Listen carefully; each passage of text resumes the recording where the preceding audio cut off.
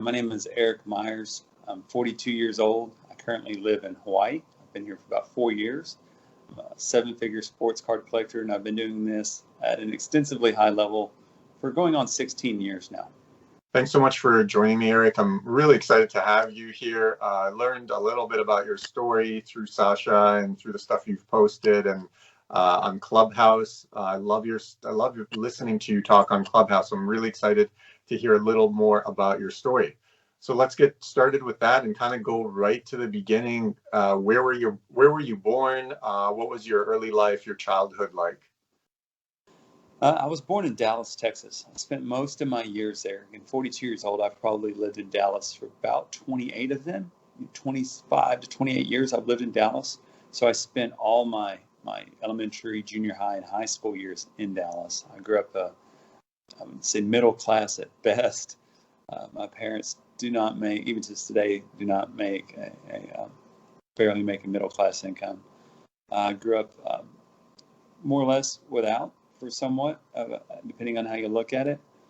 I was raised in a loving, but still everybody has their issues in life. So I definitely lived a different upbringing than most people did. I got into the card collecting industry probably about the age of 10 years old, about 9 or 10 years old, and did it passionately until I was about 14 or 15 years old.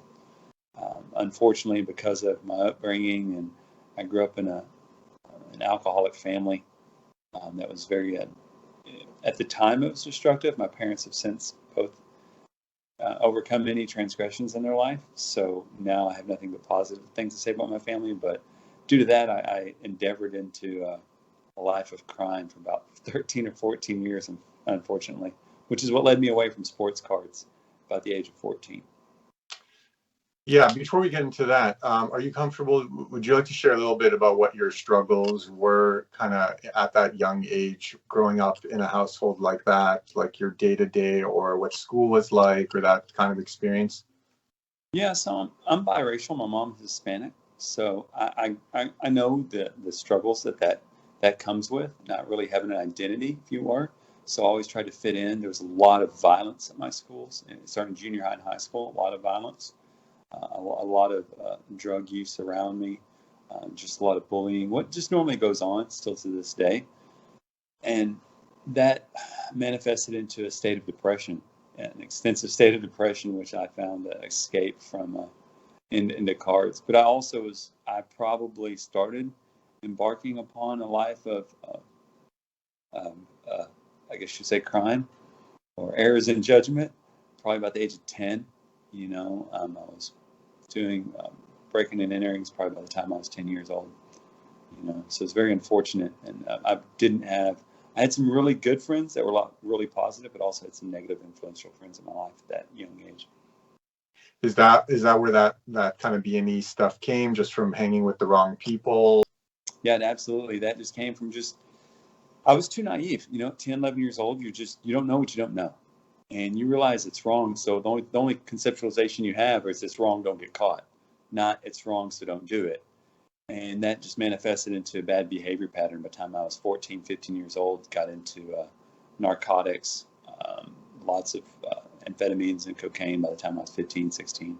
And that manifested into manufacturing and importation from across the border of Mexico. I just did the best I could. Plus, my parents really struggled with bills. If I was kind of self-sufficient, and I didn't start going in and out of jail until I was 17, 18. And at that time, I was making six figures a year from the drug world. So to be making six figures through high school, my parents they were trying to save a failing marriage and just trying to do the best they could. And at that time, they just realized there was nothing they could do and just kind of let life run its course. It's unfortunate. It's really unfortunate that I put my parents through that, and because of that, I lost a baseball scholarship, and I went through a bunch of less than ideal relationships due to that.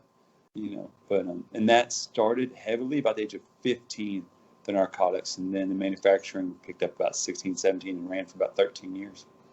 How did you even get into the narcotics part? Was it just a natural progression of kind of living that lifestyle? Yeah, well, I mean, how most things start, right?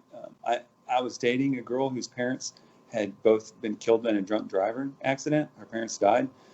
She's a really good girl. And so she didn't mind that I smoked pot or partied a little bit as long as I didn't drink. And my parents, again, were both working 60, 70 hours a week. I mean, my parents have always been hard workers, so I kind of had a lot of freedom. And basically what happened was it just transformed into, next thing you know, your friends that are smoking pot, some of them might do acid or coke, and some of them might do meth. And then next thing you know, you hang out with people who do meth, and then one of them knows how to cook, and they're looking for chemicals, and you just get addicted to the money. And next thing you know, you wake up and you've been doing it 13 years, and you've got 17 arrests and 5 felonies, and life's kind of hard on you at that time. Yeah, I want to get to that story for sure. But I guess just taking it in order, as a 10-year-old, did you see cards as an escape? Was that your way kind of to get a little bit of respite from all this? It was an escape of reality. And I've always been somebody who's just obsessed with numbers. I used to sit down and read the sports day. I wish kids did that to this day. I used to open the sports day and eat cereal every morning, and I had every player in the top 25, and every sport had all their stats memorized, whether it's yards per carry, catches, receptions, touchdown, passing yards. Back then, how they formulated your ratings was different than today. So I had every quarterback's ratings, every basketball player's field goal percentage, free throw percentage, three-point percentage, rebounds, assists, where they had moved up in their plus minus from last week to this week. So I had just manifested this alternative reality that allowed me to just dive into these metrics. So I was able to analyze players' metrics, especially like rookie player metrics, or in regards to where maybe they're potentially undervalued as a player, and that just spiraled into collecting. It actually snowballed from one to the other. Did that come out in school in like a positive way? Were you a good student until kind of things went off the rails? Because that sounds like a pretty smart mind to have that kind of mind for numbers. Well, I was only good in science, chemistry, and math. So the only things that really parlayed into my real life, with chemistry and stuff and math, I was always a very, very strong math student, So, but that's where my strengths were. And eventually that manifested back into cards down the line. And as far as schooling goes, kind of how deep did you get it? How far did you go in school, and kind of where do you feel like it shifted? Like if you started struggling, when did that come about? Well, I got expelled from junior high. I went to a really, really violent junior high in 7th and part of 8th grade, and I got expelled for fighting. That's really where it went off. My highest grade in the 8th grade, the first semester of 8th grade, I think my highest grade was a 55. Like, I was horrible, but internally I was better than what was shown on paper. When I got expelled from one school and put in the other one, I made all A's and B's. So it really was a product of my environment. And then when I got into high school, I basically just passed, up until my senior year when drugs took away. But yeah, in high school, I was just, the only things I excelled at was shop, chemistry, biology, math. I wish I had really manifested my potential at a higher level. But in high school, you just don't really know. You always think there's a bigger world out there, and you don't really understand the comprehension of what's going on around you and why the things are going in order and sequence as they are. And going to a violent school like that, did you feel afraid, or were you kind of a more aggressive mindset that led you to those fights? Were they defensive or lashing out? No, it was more defensive, but I always seemed like at times I was more off-putting, aggressive to a little bit, but not like to where I would start and instigate fights. But I always knew that racial tension or drug tension was always around the corner. I could never feel comfortable in my surroundings. Now, it wasn't on the level of like South Dallas or really impoverished or communities, but it was right before there, So it could have definitely been worse, but it could have been better. I definitely did not utilize the tools around me to the best that I could have. That's for sure. And you mentioned depression. Is that kind of around the time that it started? How did it manifest for you? How were you able to kind of get yourself out of it? How long did it take for you to get out of it? Yeah, that's something I've never actually discussed before on any podcast or anything. And I don't mind it because I think it's something that's really, it's paramount to the betterment of society for us to be able to talk and discuss those things. So about the age of 12, I when I was getting expelled from one school, I hit an extreme deep depression to the point to where the state basically, in essence, told my parents they were going to remove custody from me if I didn't relinquish custody. And I lived in an institution for off and on about 2 years of my life. Yeah, from the age of 12 to 16, I spent about 2 years in an institution in Dallas. It's called Green Oaks, and that was hard. What, I what think was that? What I was that think my experience like? I think my first time I was there, almost 11 months inpatient. I think there was about an 8 or 9 month period that I wasn't able to go outside. So yeah, it was intense because I remember as a 12, 13-year-old, I remember I used to put my face in the window just to be able to feel the sunlight, because I went almost a whole year without feeling the sun on my skin. It was rough. But it taught me a lot about my psychological depth and about a lot. I mean, what they taught you was so beneficial to the betterment of um, my outcome of who I was going to actually be able to, again, manifest myself to becoming. That they teach you all different types of things, like Maslow's pyramid theory of needs, and just the psychological constructs of humanity and social interaction in a positive manner. You're constantly, because you're going to school full time in there, but you're also learning about the psychological constructs of the world around you and where you can better and fit your place, but at still the same time you're not around your family for a couple of years. What was the social aspect in there? Did you have friends? Was it, a scary place as well? It was cliquish, but no, it wasn't scary. But there was some, you have to remember this, for lack of better terms, it's a psych ward. So there's some crazy people in there. I mean, did they have a padded room? Yeah. Did they have a bed to strap you down to for days on end? Yeah.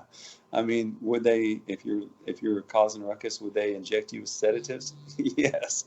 I mean, so it was as crazy as it seems, but at the same time, you got to learn to look for the diamonds in the rough and just reflect on the positive times. There were some very good people in the medical field that worked in there who did just amazing works for the teenagers that were there. There were some very, very caring people that worked there. It wasn't like it was just a setting in which that people just went to work and they were just in scrubs and they just disrespected the kids. No. I mean, that was very loving and compassionate. But again, some of the kids that were there for a reason, that's for sure. So it sounds like you were able to take some positive aspects out of it. Did you feel that at the time, or is it just desperate to get out? No, at the time I realized it, but also at the time I realized I was so, I had been broken from my life. I mean, and part of that is because I was abused as a kid from the age of 5 to 7 for about 2 years on a regular basis. So that really is what preceded or started that downward spiral of psychological self-destruction and not comprehending the world around me and why it is the way it is. So that's when that spiral of darkness started. And that's when it kind of just spun in from one to the next. Were you able to attribute that kind of how you were feeling, the behavior you were having? Were you able to attribute that to the abuse at that age, or was it no? You weren't really? That's really only been something I've been able to open up or psychologically insert into my behavior patterns only like the past 5 years. Literally the past 5 or 6 years of my life have I been able to even venture down into that period of my life and realize that might have been the foundation which led into the next poor choice, if you will. After studying years and years and reading books, I've come to the conclusion that really the foundation that is laid for you in the early 5 to 7 years of life kind of does set the example for who you're going to be. I mean, you can change that, but it's going to be work, that's for sure. Yeah, I've heard them say the first 6 years is when you're formed, and the next 6 are when all those things start to become really deeply ingrained. Would you attribute kind of the last 5 years when you were able to deal with that? What do you attribute to that shift to? How did that begin? When you hit your mid-30s, the reality of mortality sets in. Your body starts talking to you. Things start hurting. You start to really be able to understand and psychologically digest that not everything lasts forever. And then you start to reflect upon the world that you've been around and the things that you've been through in life. And you look at them a little bit more peacefully.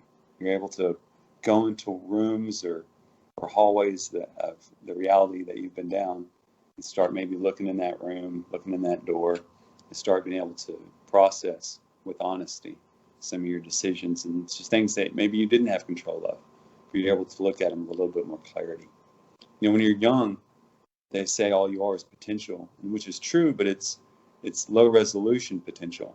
As the resolution of life becomes more and more clear, you're able to reflect in that a little bit better.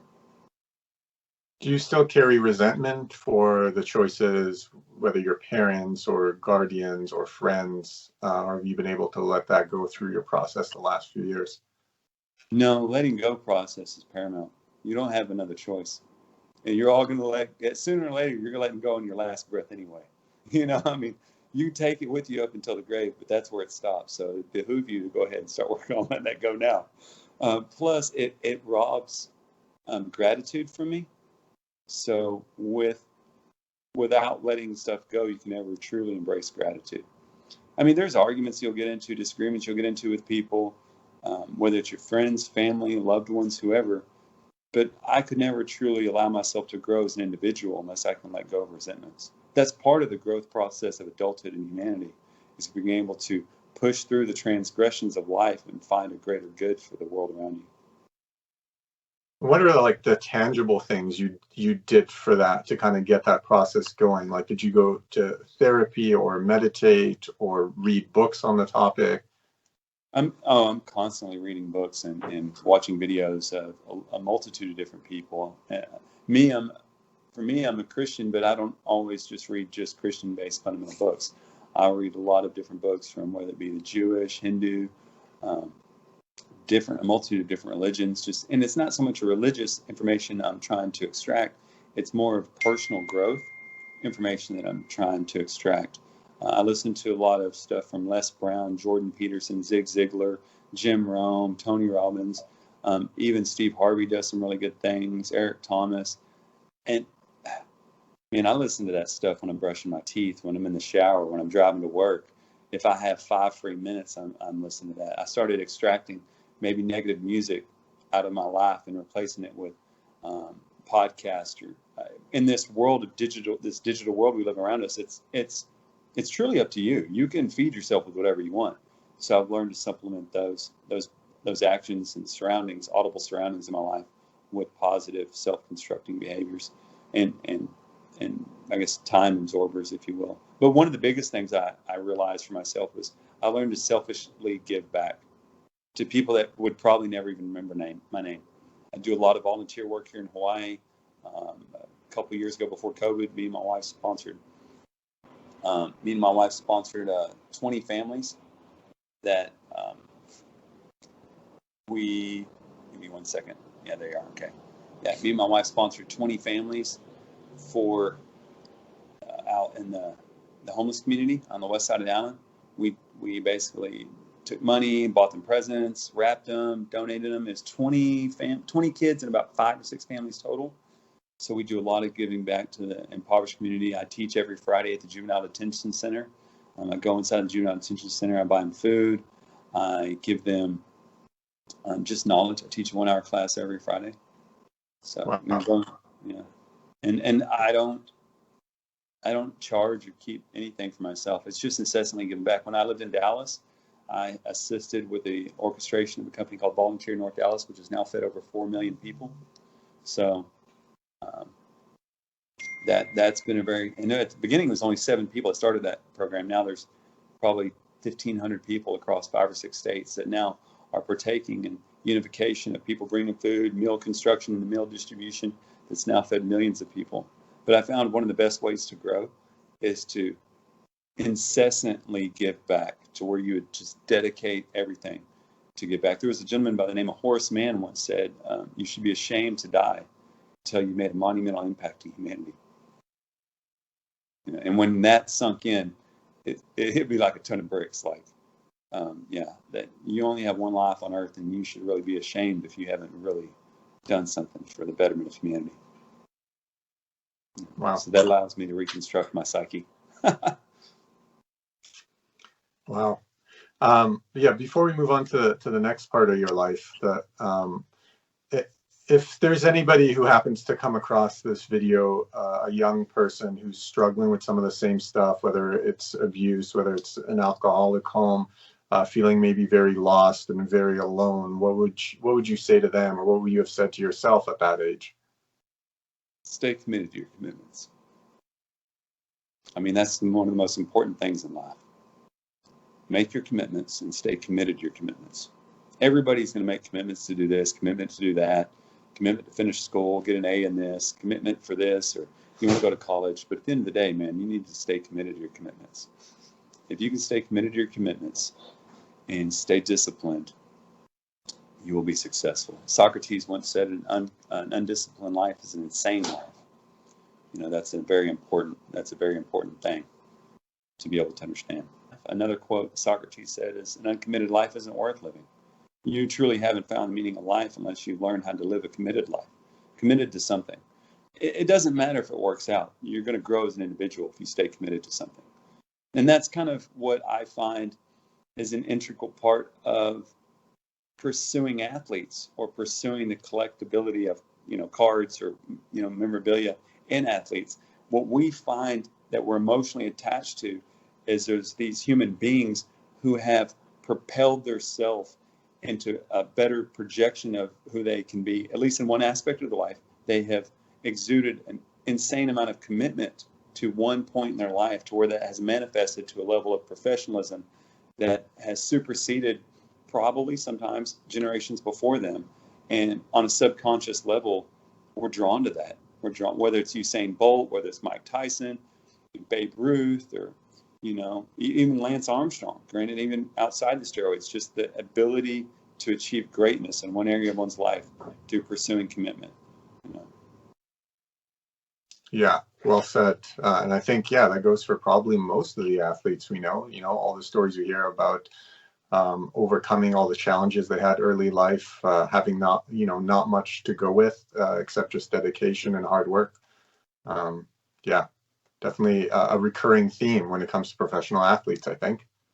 And I think as humans, we might debate who's the best, who's top two or whatever, but at the end, we're compelled to look at those people because whether we acknowledge it or not on a subconscious level, we kind of admire that about them, that they were able to achieve greatness in a certain form that we didn't. Not to say we're less than in any form, but we still love the fact that they were able to manifest certain parts of their life at this apex level. And I think it's great. But it's also great to separate that they're not without their flaws, but at least they've manifested greatness in some parts of their life. Yeah, absolutely. So what age did you get out of that institution or school? So I got out, I started, the last time I was institutionalized was probably 17 or 18 years old, and I graduated, or I got out of school about the age of 18. But at that point, I was deeply rooted in a drug culture that lasted up until the age of 27, 28.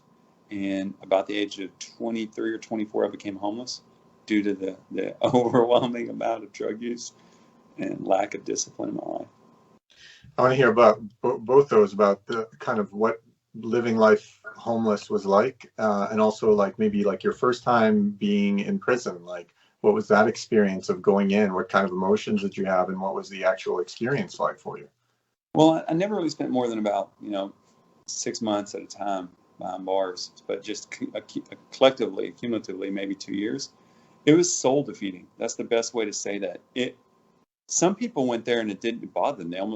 I feel like people that are around me, they kind of hardened them, or they felt like it was a badge of honor. I was antithesis of that. I felt that that I had let myself down. Even though at that point in my life, drugs is probably the most accomplished thing I'd done in life, was selling large amounts of narcotics, for large sums of money. But I really felt that I had let myself down and my family down, and that I thought I was worth more than that. And I just couldn't digest the fact that that's all I was going to be, was somebody gone in and out of jail.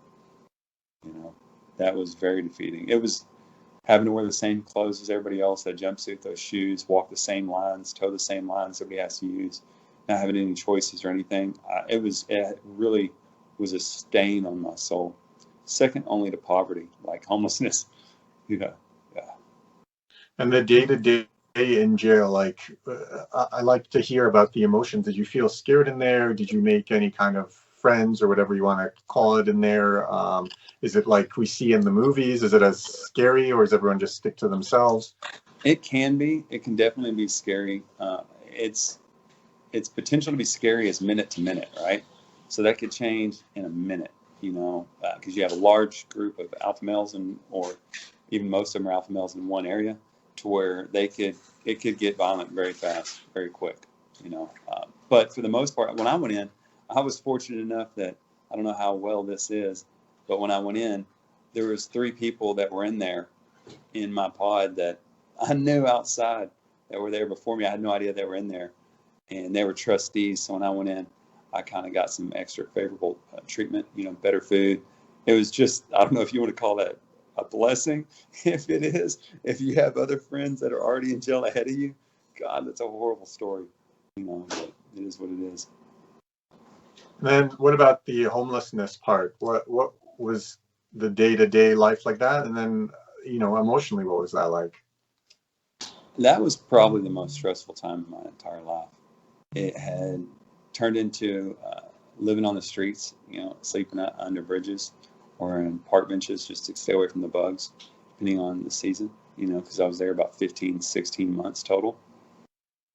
It that was probably, I don't know, but I could attribute that to a form of PTSD, just because how wretched and how stainful it was to eat out of trash cans, to smoke cigarettes out of. I remember the highlight of my day was when you walk into grocery stores, they have those little ashtrays with sand on the top. People put in their cigarettes, and I would take those out and smoke them if there was enough left on there. And that was the highlight of my life for like 15, 16, 18 months, something like that. But yeah, I mean, the elements, the weather, it was hard, especially in Texas. It gets like 10 degrees in the winter, 110 in the summer. I mean, you get to the point where you don't even care about socks anymore. It's just everything's defeating. It's very spiritually defeating. Matter of fact, I think I still have the same work ethic that I have now due to that time in my life. I just feel like I always feel like I'm 1 week away from being there. No matter how much successful I am, it's right there. It's always right there. Did you, during that time, did you feel like you got any support from anyone? Did you find any kindness from people, or was it just really like a dog-eat-dog world? It's a dog-eat-dog world. My whole family turned their back on me, and rightfully so. I hold no hard feelings. At that point, I'd probably been in the drug world for 12 years. I mean, I went way past a decade, and I had pretty much burned every bridge twice. Like, no matter if they tried to rebuild it or not, I just couldn't. I burned every bridge, right? But yeah, it was a dog world. I mean, I might have had a couple friends who might check on me every once in a while, but it was, yeah, a lot of solitude. What about resources, like as far as like, soup kitchens or like any kind of services that you could get? Did you take advantage, and were those even available to you? They're hard to find, and you always have to walk to them. And usually they're located in the worst parts of the ghetto. So yeah, you might walk 4, 5, 10 miles away to them and back. But it's weird. It's like this weird darkness in this cloud to where you might know they're there, but you just don't get up and go there for some time. Maybe you're better off just eating out of a dumpster or asking people for money. But yeah, there was times I would, especially, if you need to shower or something. But then you don't have any towels, so you're kind of air drying and putting on the same nasty clothes that you've been wearing for 2 months, 3 months, whatever. It was just such a horrible spot, And once you're down there, it's hard to figure out how to climb your way back up, because at this point you've probably lost your driver's license, your social security card, all that stuff. You really don't have any form of identification, to be able to pull yourself out. Thankfully, by the grace of God, that's one thing I did find was the relationship with a higher power, though. It was the only person that would listen.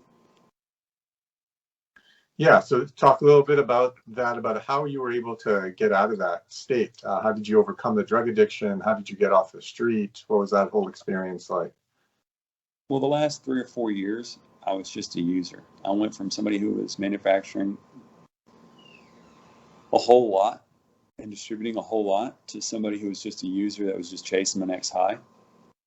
And at that point, it wound up being just, man, there was a lot of nights I was crying myself to sleep under the bridge or in the park, on the bench.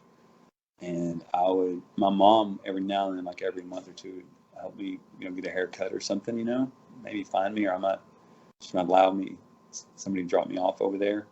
And I got a day labor job, just getting paid by the day as an apprentice electrician, because I didn't even have a journeyman's license at that time. And after a couple of days, and remember, I'm still fighting addiction and depression still through this. I think I got a job remodeling a Tom Thumb at night, graveyard shift, which is cool because at nighttime I didn't have to. It kept me off the streets and kind of kept me from being homeless. So on my second day on the job, a gentleman by the name of Fred, he was my supervisor. I told him, and he could tell that I was coming off drugs. I mean, I'd been using for almost 13 years every day. And I told him, I said, man, I'm just trying to get my life right. I really need this job. I don't have anything else. If you just cut me a break, just give me a little slack. I told him I'd been clean 2 days. This was March 5th, 14 years ago. And he told me that 4 days before that, March 1st, was his 1 year sober. So I got very grateful and very lucky that I'm very blessed that the person he was overseeing the whole project of the job, like 20 or 30 people, just so happened to also be a recovering addict. And he had celebrated his 1 year clean. And he allowed me to stay working there, which allowed me to rent a room from somebody for a couple $100 a month, allowed me to save up enough money to get a car. I paid $900 for it. Yeah. And that was March 3rd, 14 years ago. So it's been, a little over 14 years I've been off drugs. How were you able to will yourself off drugs after such a long? Was it just a mental shift? Were you just so tired of it? Like, that's a really Oh, hard shift. Some people never make it, right? I had hit tired of it 5 years before that. So, oh man, I had way hit tired of it. I mean, trust me, you don't sleep under a bridge without being tired of it, right? You done hit tired of it. I cried myself to bed for years. I cried myself to sleep for years, begging. I literally had just told God that I couldn't do it. I need you to help me. I'm gonna die out here. I don't got it. I don't have it. It broke me as a man, broke me as a soul, as a spirit, as a human. I just didn't have it. And I got to the point where I would just shut up and listen to anybody that was wanting to give me anything. And if they were just wanting to help me stay fed, I would shut up and do whatever they told me, whatever they said. And I just put the rest in God's hands, that He would provide an avenue outside of that horrific environment. And so, that's what I did. And I did it with all that I had. So it was just like pure will? Like you just decide one day I'm not using anymore? Or is it more of a No, process? it had nothing to do with that. I just decided that I would shut up and listen to anybody. I had no willpower left. Just I basically just told God, look, just whatever you put in front of me, I just hope that it's not drugs, and I will just walk down any path that, if it seems like it's the right path, I'll just walk down it. But I don't have the strength. And it was just one door after the next that was just kind of kept me. He opened one door, and then next thing I know, that the drugs really weren't around me. And next thing I know, I'm working day labor, and then I'm renting a room for a couple $100 a month. And then it's just one thing after the other. And I didn't have the willpower to say no. But I was grateful that after 6 months of being sober and still working for that gentleman, and I was just working as much as I could. And at this point, I had half a year sober, and I had this insane idea of, I don't have the ability to do it on my own, so I want to join the United States Army. So I then joined the military after 6 months sober, because you know what? I knew where I was going to eat. I knew where I was going to sleep. It allowed me something to lay my head on. And it was different because I'm 28 at this point, right? So all the people around me are like 17, 18, 19 years old, crying at night. And I'm happy as hell. I have a blanket and a pillow, and I know I have breakfast in the morning. You know, I called my parents when I was leaving. I didn't talk to any of my friends, family, nobody until I got out. You know, until I got through about a year or so later from training and all that stuff. As being a Cav Scout in the United States military, Army.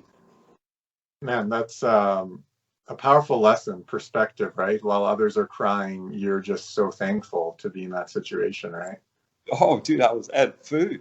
Like, I mean, I had food. I mean, I don't know if that makes sense, but like, I knew where I was going to sleep. I knew where I was going to eat in the morning. Um, and I was making like, I think before taxes, I want to say like at that time it was $1,700 a month before taxes. So I was bringing home like 1,200, 1,300 a month. And to me, it was about the same as I was making as an apprentice electrician. But yeah, I mean, and then about that time, at this time I'd been sober about a year, year and a half, and then I knew a lot was on. At that point, once that light came on, man, you just grind. The conceptualization, the realization of success is there. Like you can do it. Like, you know, I realized that the military was going to help make up for my criminal background because now I had security, top secret security clearance because of my MOS as a CAF scout. Um, I knew that there was just it truly could be how hard you worked. You know, I got my journeyman's license. I'm now licensed in multiple states as a journeyman. I just knew that you just life's going to be hard, and you just have to do it. If it's hard, do it hard. You know, that's just it. You have to fight for what you don't want because if you don't do that, what you don't want will eventually take over your life, and that is how it is. Fight for what you want because if you don't, what you don't want will eventually take over your life, and that's the truth. People, one thing I realized real early on, man, if you don't, that there is no option of not having sacrifice. The sacrifice is going to be made. You can either make it today, and if you do it, sacrifice enough today, maybe you won't have to sacrifice so much when you're 50 or 60. But if you don't sacrifice today and you wake up when you're 30, 40 years old, the sacrifice just has compounding interest. You're going to have to pay it later, but with interest. You know, you see that. It happened to me. I woke up and I was a 28-year-old who had had all this compounding interest in my life. Then now when I had to wake up at 28, I had to learn how to grind like I was 17 again, you know. So I had to pay back that interest. You see kids now waking up in their 30s or 40s and never really got their life together. But it's on them. You know, not making a sacrifice isn't an option. Choosing your sacrifice, that's the only option in life. Man, I love that. That's powerful. And so you get out of the Army. How old are you when you kind of move on to the next part of your life? 31, 32. So you have to remember, I'm 42 now. So about as I get back from the Army, while I'm in the military, when I get out of training, I'm just dumb enough to sit down on a computer and I have 15 grand as my bonus, right? After taxes, 20 before, 15 after tax. And again, here I am. I still have that same $900 car. I'm still renting a room from a family member, $300 a month. And I am just dumb enough to throw my whole life savings into cards. Like a moron, like a complete moron. I mean, I would never do that again. There's no way I would do that again if I look back on it. I don't know why I did it. I don't know what made me think about doing it. I think the more I digest about it, the more I digest and reflect upon it, I realized that was the only thing I truly loved and that I was good at. That was honest. Electrical, blue collar work, yeah, but that's just so you don't starve and aren't living under a bridge again, right? But what were you good at? What does your heart want? What is you? What are you good at? What do you love to do? And that was the only thing I knew. And it's worked out pretty well. Yeah, just trying to digest all that. So you're sitting there with 15K, and you And know, I lost four in the process. I lost four because I didn't know what I was doing, right? So I got down to 11. yeah, is that something you look at now and you're like grateful? I only lost 4, not Oh, 15. yeah, and it happened so fast, like 3 or 4 months. I went from 15 to 11 and I was freaking out. But I met this gentleman named Ryan Hank. He's Emin Miracle on Instagram and a couple other people, predominantly him. And he kind of took me under his wing. He's a good husband. He's an amazing husband, an amazing father, just a good human being. And I didn't realize that I didn't have that in my life as a peer. Like, I mean, I had some family members, right? But not as a peer, somebody I could look at as an equal. Um, and he kind of took me under his wing and showed me the ropes, what to do, what not to do, what he's investing in, what a little bit of foresight. And man, I just took off and sprinted with it. But What are, Ryan, go ahead. sorry, before we move on, what are some of those things specifically that he showed you? What did you learn from him at the beginning that helped you kind of stop the bleeding at least and start to just work your way up a little bit? Stick to the GOATs, stick to the best cards, learn the best cards, learn how the grading system works. PSA and Beckett, how Beckett dissects its grading in regards to, True Gem or True Gem Plus, maybe a plus plus with 10 centering, 10 corners. Learn really how to track data, the sales data, how to be able to kind of forecast what people might want in the GOATs. Be careful when you start going off to these new players who might pop, might not pop. If you're going to do that, only do that with like 10 or 20% of your potential portfolio, right? The rest of it, until you get your feet under you, needs to really be about established Hall of Fame players. And it's okay to make just 10%, 10% profit, because you're going the right direction. You just don't want to go the other direction, right? So it's nickel and dimes to get the right direction. And really learn how to digest the difference in cards, grading companies, data research, and just keep looking, stay passionate, stay committed, and ultimately was treat people fair. You don't want to host people, you don't want to, if a card just sold for 10K, you don't want to convince somebody that the one you have is worth 20K. If one sold for 10, or if a card sold for 100 grand last week, you don't want to sell your copy of the card for 200 grand to somebody next week. I mean, granted, you could make 100,000 profit, but the person you're interacting with is probably somebody's son, probably somebody's father, probably somebody's husband, or it could be somebody's mother, be somebody's wife. There are men and women in this industry. Don't always look at it from a me perspective point of view. It took a little bit to learn that, though, because I could conceptualize it, but going from conceptualizing it in your intellect and letting that drop down to your soul are two different things. To be able to truly look at somebody, and they might not know what they're talking about. They might believe me, and they might be okay to pay 2x what the last comp was. But at the end of the day, it's my responsibility to treat them fair, even when they don't know what fair is. And it really, now as I grew and became a journeyman electrician, I took those principles that he had taught me, put them into my life, because as a licensed electrician, let's say you don't know anything about electrical, but you have need electrical work at your house. Is it then okay for me to hose you because you don't know electrical? Do I then have the right to just rake you over the coals with pricing, doing work on your house, or as a mechanic? Because we don't really think about that thought process in outside of cards. Like, well, I need to make profit. I need to kind of maximize. But the truth is, you don't want somebody doing that to you when you're at the dentist. You don't want somebody doing that to you when your transmission blows in your car. You don't want them to look at you and go, well, this guy doesn't know anything about transmissions. I'm going to charge him, twice the amount that it should, right? Why don't we take that practice here with cards? And once that kind of bled into my soul, I was like, wow, that's deep, because nobody wants to be treated like that. But we don't really look at that more in the card industry. I think we really do need to. Sounds like you're just talking about having integrity. Yeah, that's it. And integrity is doing what's right, even when only you know you're doing it. That's true integrity. That is. And it's hard to learn. Yeah, you got to remember, I've spent time behind bars. I was under a bridge. I wasn't born with it, right? And if I was, it still took me a couple minutes before I learned how to put it in practice. So I know it seems like I say these things and I'm on videos and podcasts, and people might perceive me as being on a soapbox, but I'm not. I'm just speaking from a life of experience on both ends of that pendulum.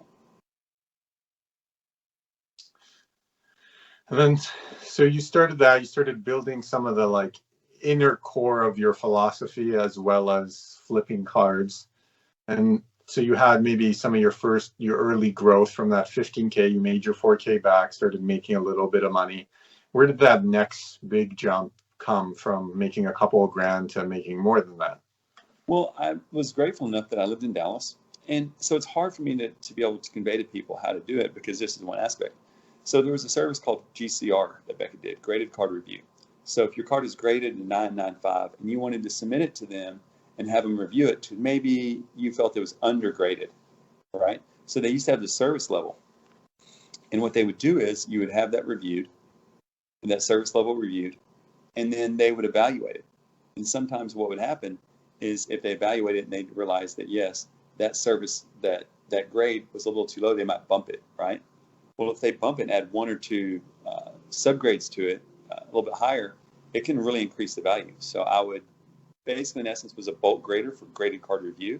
So whales would send me their cards. People that were way above me in the industry would send me their cards, and I would just keep repeatedly taking them in there for review. Some would bump, some wouldn't. But then they would give me like 10, 20, 30% of the value increase. So I could make an extra 1,000, 1,500, $2,000 a month doing that.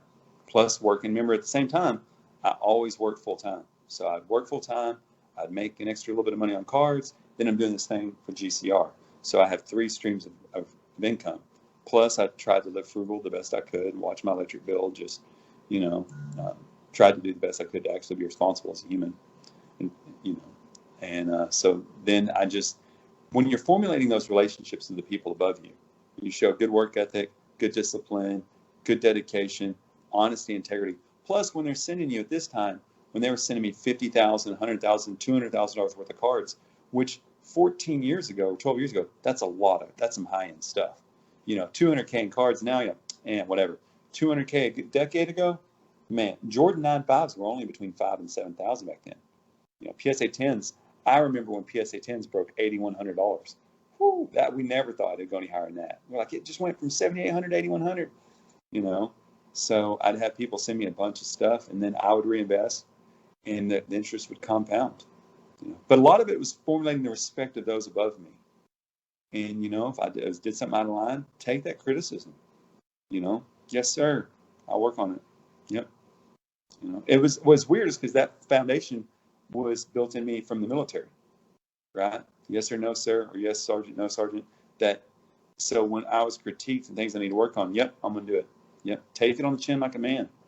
Take your licks and just keep using that to polish your character and your behavior patterns. And if you're wrong, own up to it. Or if there's things you can do better, or maybe they want their packages shipped a different way, or whatever. Humility. Yeah, I learned that under a bridge, and I think I never let it go. But and that's why people ask me would I change anything. Not much. I wouldn't change much. Man, to be honest, I live on the beach in Hawaii. So, you change too much and you might not be where you're at right now. Absolutely. Butterfly effect, right? Yeah, it is. What if I didn't meet the family that I have now? What if I didn't?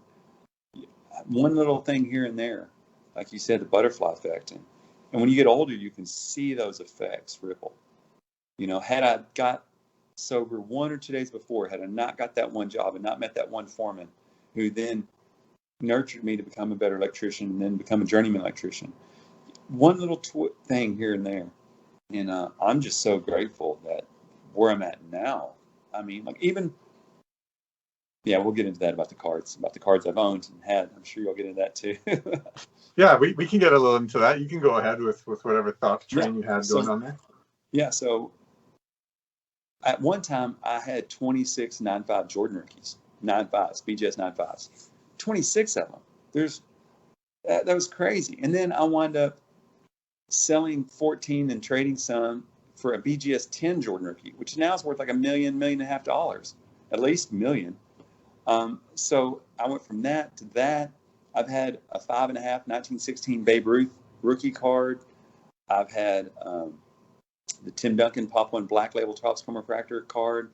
At one time, I had 4 PSA 10 Tom Brady playoff contender rookies, plus 3 BGS 9.5s, plus an SGC 98. I had 8 Jim Mint Brady contenders.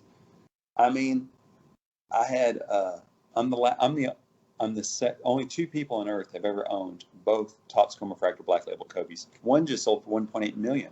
I own both. I'm the last person on earth to own both.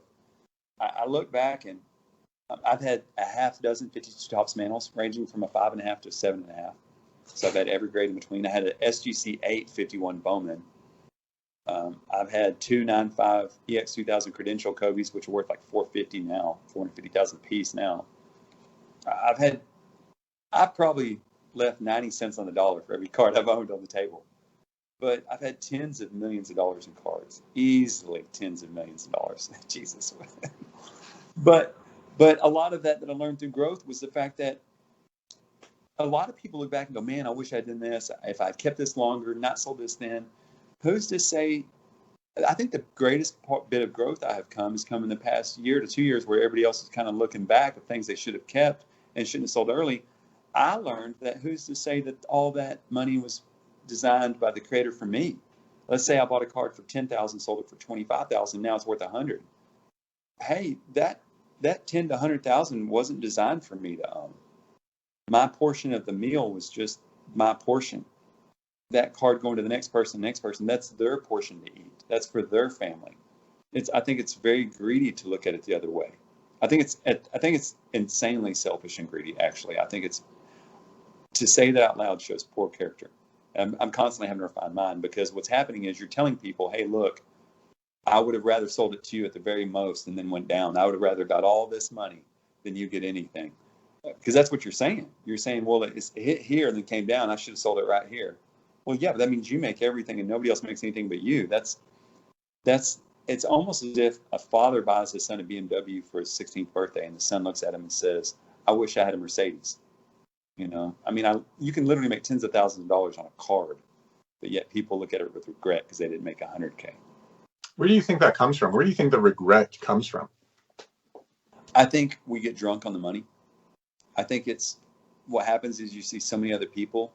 We put so much time and effort doing our research and our data, and we're involved in this world. We spend more time looking at what we didn't have. And I think on a subconscious level, that's how we're designed as people, because of the world around us. We're not raised in a world of necessity anymore. Almost nobody in this country truly feels necessity. I've lived on the streets, right? So I know what that's like. Even then, if you look at, like, was it 2.7 billion people on Earth live on less than $5 a day? A third of the world truly is raised and only will ever know true poverty and necessity. America's probably the only country in the world where the poor people are fat. I mean, that's just kind of it. So we don't truly know necessity. Like I said, there could always be that soup kitchen around the corner. There could always be this. We're raised in a country, and for the most part, a lot of people are. We don't truly know necessity, so we're always looking at what we don't have, what we didn't get, where we could make it up here, make it up there, and up there, And it's unfortunate. You really have to dive within your subconscious to eliminate those behavior and characteristics of yourself. But so where do you come? Sorry. Where do you come on that debate now of holding versus flipping? Because that's kind of the big question right now that everybody talks about. Sasha, for example, says, hey, you're going to go broke if you just keep holding. But at the same time, are you really, if you had kind of income coming in, you just bought, hold, you'd probably potentially be better in the long run? Where do you come in on that? It really depends on the card. Is this a card that if it went to zero, you're happy to hold? Do you love this card? This is where you truly dive within yourself. Because if this isn't a card that you want to hold for a long time, make your margins and sell it. That's why you're here. You need to be able to have your card flips to support your maybe long-term personal collections. And those are where that fits into place. Now, there's some players like Patrick Mahomes or, Luka. People are thinking, man, I just want to hold it long-term, 5-10 years. Okay, but again, stay committed to your commitments. If that's your commitment from day one, stay committed to your commitments. That's a sentence, but it's a lot of structure and a lot of growth in years behind that sentence. Because if your initial commitment was to buy it and 2x and sell it, or 50% sell it, let you stay committed to your commitments. Because whether you're atheist, agnostic, or everybody acknowledges some form of an energy source around us that's a constructor of that, right? Whatever you put the name to, it doesn't matter, right? If you can't stay committed to your commitments, the energy source around you that's manifesting your life in the future won't know how to open the next door for you. Stay committed to this commitment, get in it, get out of it. That way your next window will be set, your next door to walk through will be set in front of you. It allows that transition from one room to the next to be open and shut. But if you don't really ever know what you're doing when you're doing it, how could anybody be able to create how could an architect be able to know and design a better future for you? Yeah. and also knowing when to get in and out of a card, set your margins and move it. Because you'll see a lot, like now we're in a dip. We had a dip in October. If you're going to make 30% and you don't feel like this is a transcendent generational talent, move it. Even if it is, can you make better plays with that money? But you always have to be aware that the market could crash in any minute. Do you believe in that theory that only sell when you know what your next play is? If you don't know why you're selling, then hold. Or do you think you just want to always have a kind of cushion by continuously selling? I go for the latter. You always kind of want to have a cushion, unless you're at a point where you're happy with everything in your possession, like truly happy. Like, you've dived within yourself and you've thought about it. No, I'm kind of happy with where I'm at. Like, I really love these cards. I'm not, no, you always want to make your cushion. Always, always, always, always. Because let's be real. Most people in this industry right now are under the age of 30, and most of them probably have 80% of their entire net worth in this. Once you start thinking about that, you're an idiot if all your net worth's in cards. That's just it. Once you start really asking them questions, and you're like, so you're in your 20s, you have your own house, let's look at us in the construct of humanity, right? You might have six figures in cards, and I'm not saying anything wrong with still living with your parents, but do you really have enough cushion towards this stuff crash that you didn't just waste all your time? And if you started, like I started with 15 grand, you need to have 100 grand in the bank. You really do. Because if you don't, you're just spinning your wheels, and at least allow yourself the opportunity to just pause on it for a little bit. Yeah, I like the idea of thinking, like, can you explain this to your loved ones if it all went to zero? Or would they just look at you like you're absolutely insane? Forget your loved ones. With somebody who doesn't know you, what would they look like? And you don't have to explain anything to anybody, but think about it. Just be like, hey, if your net worth right now is $1 million in cards and you have like 30 grand in the bank, kind of think about that. Plus it doesn't hurt to have liquid capital. Because if you don't have the liquid capital, it's going to be hard to be able to make that next play. And what happens is nobody talks about it. A lot of people just are living in FOMO, fear of missing out. I've sold cards to people for 30, 35, 40,000. The card's worth 80,000, 85. And I'm like, hey, why don't you sell that? You bought it for 35. And it's at 80, 85. Why don't you sell that for 75 right now? Make your $40,000 profit. I think it'll hit 100. Yeah, it might. But you're just going to say no to free 40,000? What? And here's the ultimate question. Here's the real question that really needs to be asked, that I ask myself. When's enough? Like, if you made $1 million, let's say you made 1.2 million, would that be enough? Or do you want 1.4? And if you got 1.4, would that be enough? The truth is, you want every dollar on that bone. People say they don't want to maximize their line. They need to show a regular behavior pattern of years of displaying that before they even speak. If you say that's not you, I didn't want to hear it. Show me. Because what happens is your behavior shows that there's no amount of money that's going to be enough.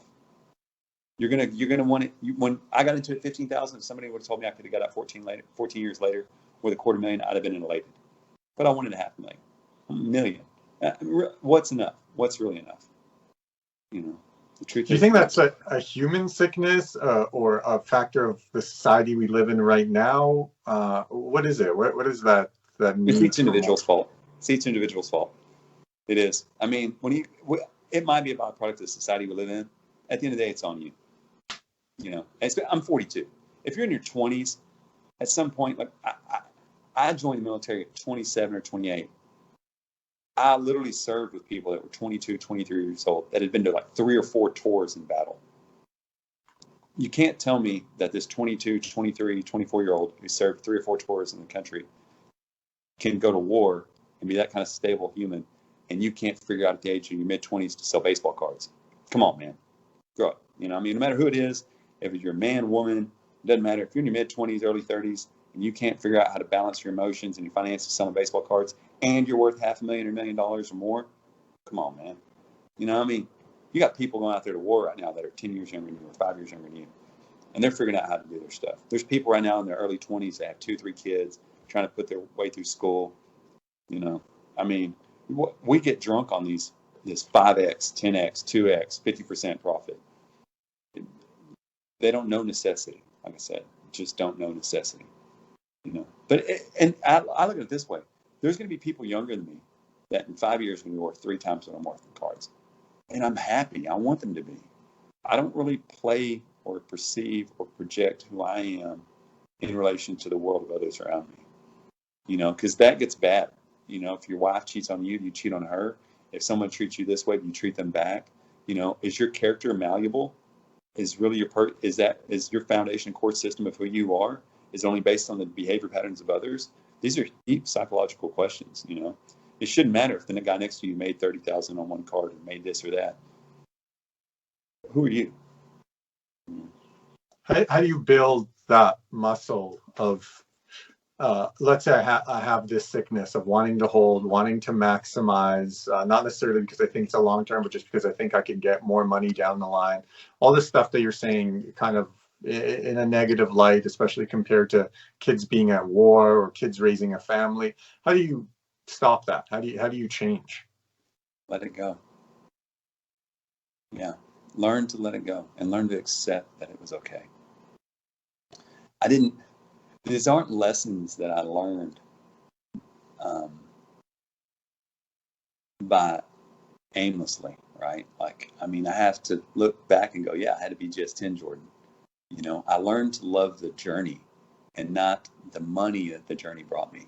Because with all the money the journey brings me, the less I really love the items that I chased. Because slowly but surely, I'm starting to love the money more and more than I am the cards. Even though I'm telling myself and others, no, I'm doing it for the cards. I'm a collector. I know I'm not. Does my behavior pattern exude that I'm a collector? Does my behavior pattern exude that I'm in it for the cards? Or does it exude that I'm in it for the money? Right? Learn to let them go. Make your money, and that's okay. Make it a little, maybe 20, 30, 40%, and let somebody else have it. But you're practicing letting go. But for me and my faith, and this, I do a lot of my things for my faith, is because it allows me not to fall in love with the items, and learn to love the journey. Because I don't want, I take my last breath, man, I'm not taking anything with me. I'm going to get buried in the same type of hole you are. I'm not an Egyptian. They're not going to put all this stuff in a tomb with me. I can put all my gold out of it. I hope they don't. Send it to the next person. You're going to learn to let it go. But see, the beautiful part is you learn to love the journey.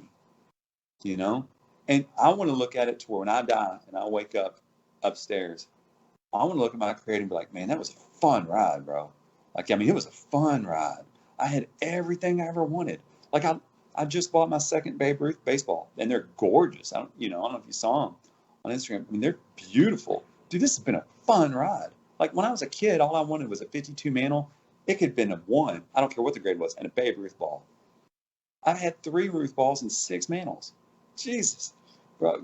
And learn to enjoy the ride, because it's so much better. And it's so much better of a mark to leave on the world. Because if you don't, and if we're all chasing all the dollars, bro, it's going to collapse, and it's going to deserve to collapse. It really will.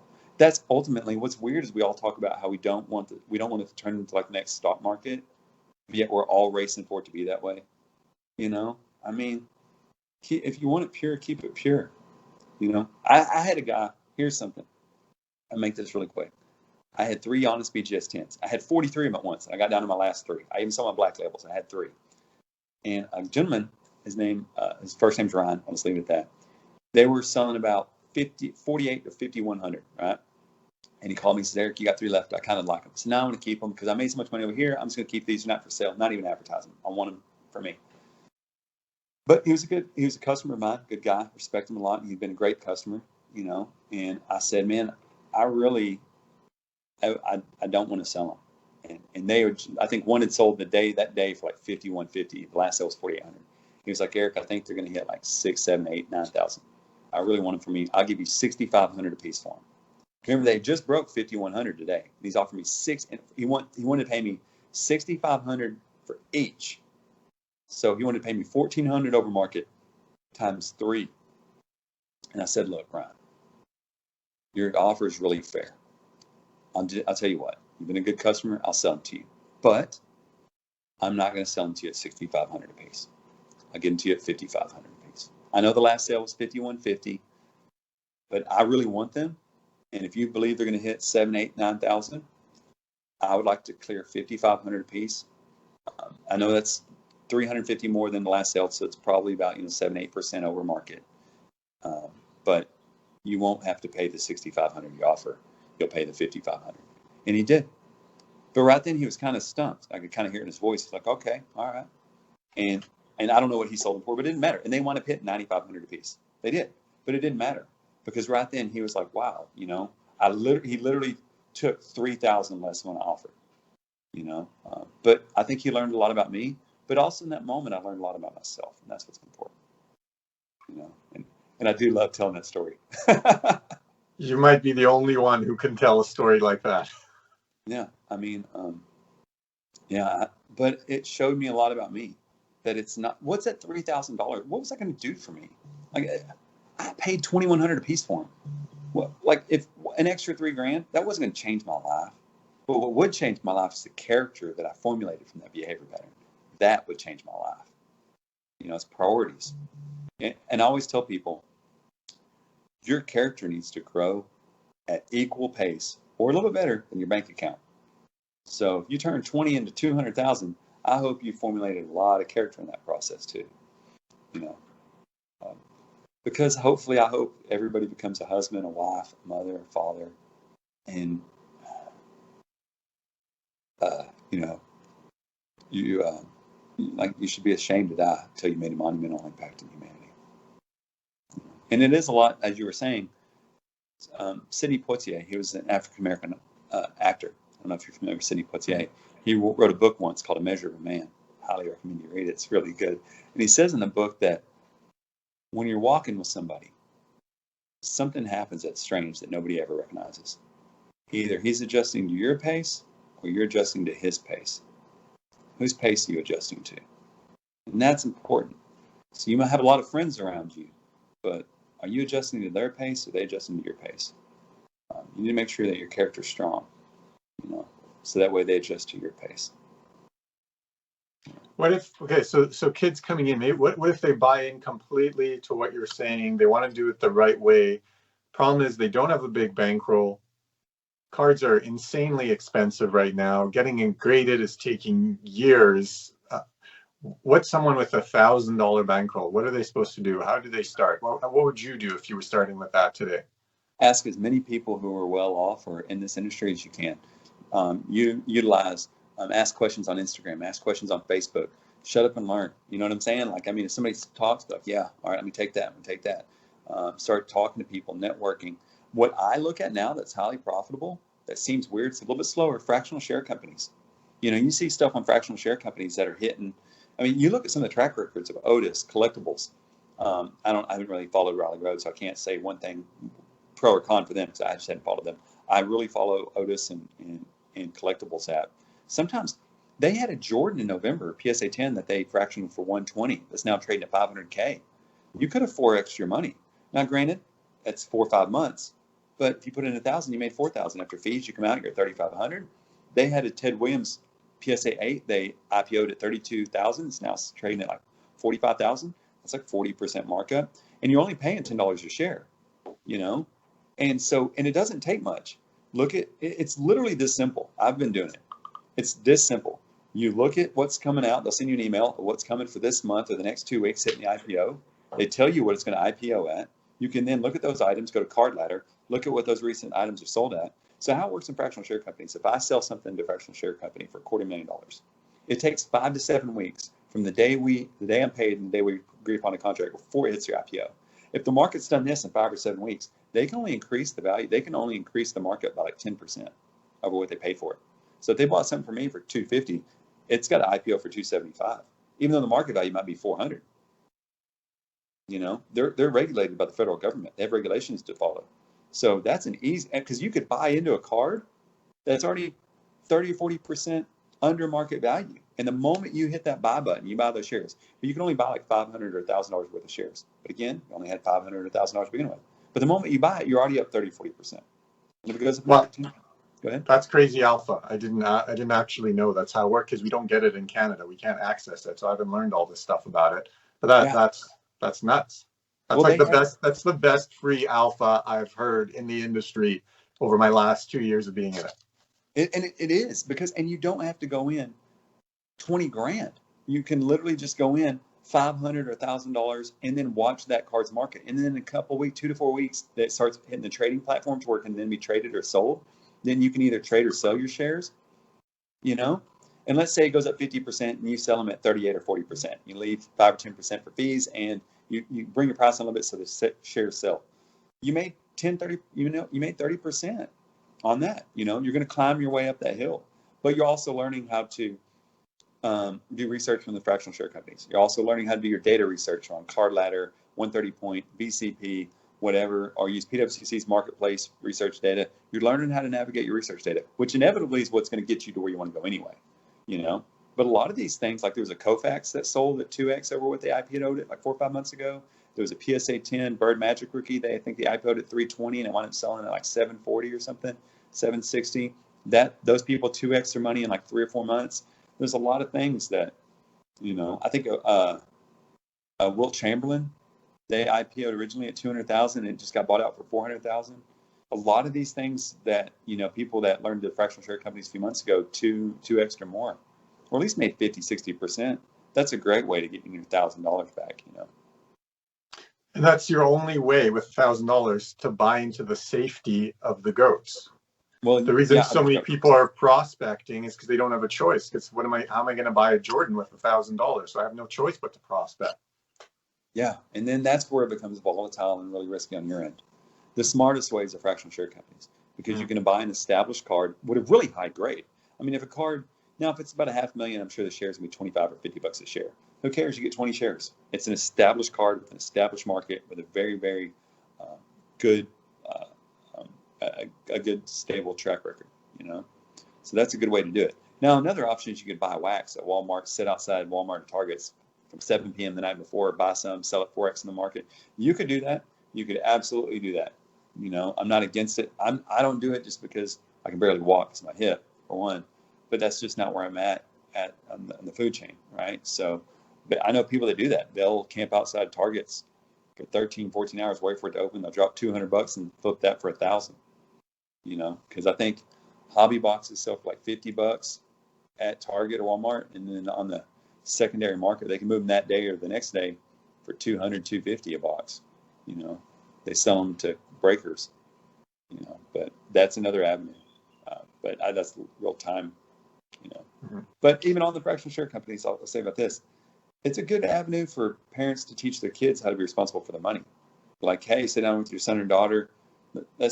I'll match your money for allowance, put into this player, and then you're teaching them how to watch that platform, watch the market on that card's value, right? So what you're teaching them is eventually kind of be a day trader or a stockbroker. You're teaching them how to conceptualize and digest how the stock market works. But you can do it when you're 12 or 13 about players and athletes.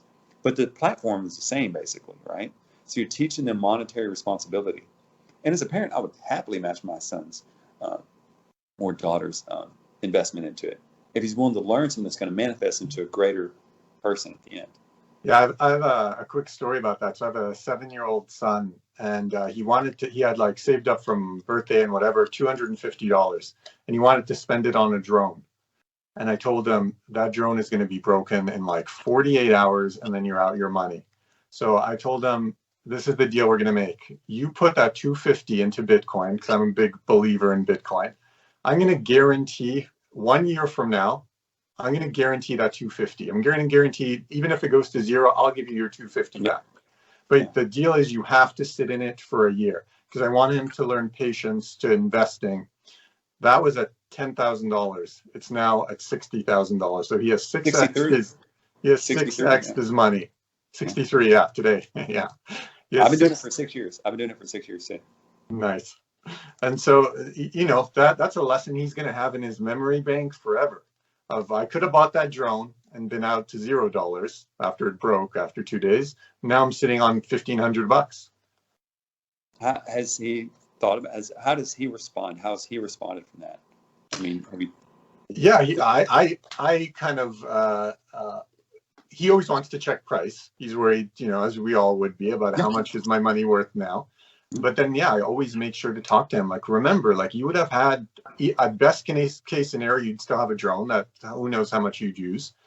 So patience is going to get you that drone plus a lifeline behind it for whatever else you want after that. And so the next step now he's looking at what can he buy for 1,500, and I'm like, no, you're missing the message. You don't just buy a better drone with 1,500. But he's 7, so it's going to take a bit of time. Yeah, but the behavior, what you're doing is you're getting him not stuck, but you're getting him in the practice of a behavior pattern of checking investments, checking money, seeing alternative investments other than we get stuck on these investments of a phone, a drone, a car, this, that, and none of them are investments. They're literally just things to put in your face to waste away your time and effort in life. That's it. And then they're going to get more and more expensive so you can work and spend more and more time and effort to pay for these bigger and better things. Learn for your money to grow and then siphon some of that interest off to buy those same things you wanted, but still compounding on the money grow. The cool part is he's 7 and he's learning these behavior patterns. When he's 27, he's going to subconsciously fall back on those behavior patterns. God willing, he falls back on those behavior patterns and starts to put them in practice as an adult. And that's the key, right? You want to be able to teach your kids, because what sucks is they don't teach kids this stuff. They don't teach them about true humility, integrity. They just say the word. Oh, you need to learn integrity. That's an everyday principle that you got to put into place. If you do something or say something wrong, apologize. Change your behavior patterns. Learn to have better behavior patterns. But that's a good thing, man, that you got them into that. Yeah, because literally last March 12th, it was 3,800, right? Like when everything collapsed. Trust me, I spent 20 grand and bought it at 3,800, right? Nice. Yeah, I actually, true story.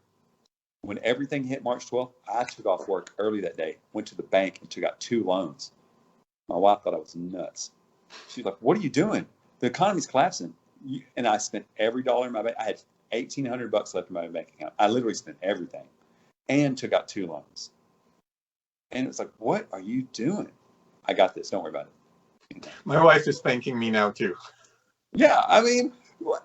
And she was like, why? I said, because the markets never truly collapsed and stayed there. I mean, what about 08? Well, it's a little bit better now than 08. So yes, it did this, but then just did this. So you buy at this. I'm a litany of quotes, right? Old man Rockefeller once said, the best time to get rich is when blood's running in the street. When everybody else is panic selling, that's when you buy. Because they're panic selling. And you have to understand that 9 out of 10 people around you are panicking and selling. Are you selling with them? Are you one of those 9? Or are you the 10th that's not doing it and buying? Right? And it worked out. I post that on my Instagram stories a bunch to buy the blood, whether it's cards or whether it's Bitcoin. When there's blood, yeah, like you said, that's when astute investors buy. Yeah, and that's really what separated. That's one of the things that got me out of poverty, knowing the behavior patterns of myself and humanity. And I think what I realized is I was taught by the school and the world around me to be a sheep. And I don't have to be. I can take chances that are well calculated. I can live outside the norm. There's nothing wrong with college. But if it's not for you, then learn how to put that same amount of dedication and effort to building your brand, who you are, your plate of success for your family and your food, And I don't think we teach people that enough, Towards you look at the 1800s and 1900s, like it blows my mind. Lewis and Clark literally just went to the West. Lewis and Clark. I mean, I know Canadians. I don't know if you know who they are, but that's who discovered California. In regards to Western culture, they just got on wagons, a bunch of group of people, and just went west, and that's when they found gold. But people used to just chop down trees and make streets. They used to truly build stuff and construct stuff. The Wright brothers, like, hey, let's put an automobile in the sky. I mean, we would never do that. I mean, people need to be able to believe in themselves and manifest their own greatness. And that's really what I like to tell people about this industry. Yeah, and I just add something that I also speak to my son about. This is think about your thinking. Like think about what you're thinking and what you're feeling and whether that's in alignment with what you actually want. When you set your goal, your mind can sometimes be an enemy. Your thoughts aren't always in your best interest. And so you got to be able to look at that and think, is this in my best interest? And if not, how do I change it? Yeah. T.D. Jakes once said that, they will never destroy you. It's not what other people think that matters. It's what you think that matters. And you have to. And I think probably the greatest thing cards has taught me is the ability to look within myself. You're exactly what you're saying. Think about what you're thinking, man. Is that really what you want long term? As a kid, kind of. A kid, he probably just wants, a drone now. Maybe take 250 out, put that in a drone, put the rest and leave it there for the next 10 years. When they hit $250,000, 5x it now, But yeah, it's goal oriented. But I noticed for me, I had to hit a point of necessity before all my stars went into focus and I was able to figure out my goal. So that's kind of where I'm at. That means a person. And if I could leave one mark in the world, that's really what it is. I'm gonna make friends. God willing, I don't lose any friends. I have agreements and disagreements with people. It's usually over prices or whatnot. So people say, hey, just be a little bit more conservative, stay more in the realm of reality. But I just hope that I can make the world a little bit better place. Yeah, and that's kind of, I wanted to finish on this because I've held you way longer than I said. But what is your final message? You just touched on it a bit, but if you knew you were going tomorrow, what would you want your final words, your final message to be? Just enjoy the ride, man. It's you only get it once. Love your family, dude. Love your family. Never let them question that. Enjoy the ride and stand for something in that. If all you're doing is making money, God help you. Yeah. Enjoy the ride. And if you're in the card world, right? If you're in the card world, and all that money you've made, buy something you really want. You really want. I had people reach out to me, Eric. So you think the next play is autographed baseballs and memorabilia? No, I bought it because I want it. But what I realized right then, I hadn't said that very much. People just follow me because what I've been buying makes money, and maybe they perceive that of me, that I buy a lot of Kobe's or Jordans or LeBrons because they're profitable. But what I had realized is they're asking me that because they thought that was the next play to make money, and that's how I was looked at. But the truth is, I bought those Babe Ruth balls because I don't care if I make money on them. It's what I want. And I put forth all this effort for 16 years. And when it's all said and done, that's what I want. I'm happy with that. Make it worth it. Enjoy the ride. Awesome, man. Well said. Perfectly said. Really appreciate you coming on so much. I appreciate listening to you everywhere. Clubhouse, on your Instagram, do you want to shout that out quickly? Yeah, it's Howley Hustle, HAOLE_hustle. Please follow me on Instagram. If you have any questions or any messages, please, I would love to help you in the best way possible. My areas of expertise are vintage baseball. First and foremost, Kobe autos, Kobe rookies, Jordan and LeBron, and vintage baseball. And I know a thing or two about Babe Ruth baseballs. Awesome, man. Well, honestly, you're an inspiration in this and also your outlook in life. I just appreciate you so much. So thank you for what you do for the hobby. And thank you for sitting with me and sharing some of your story. Yeah, man. If you have any questions or anything, let me know. You have a good day. I will for sure. You'll hear lots from me, I'm sure. Okay, you have a good one. Thank you, brother.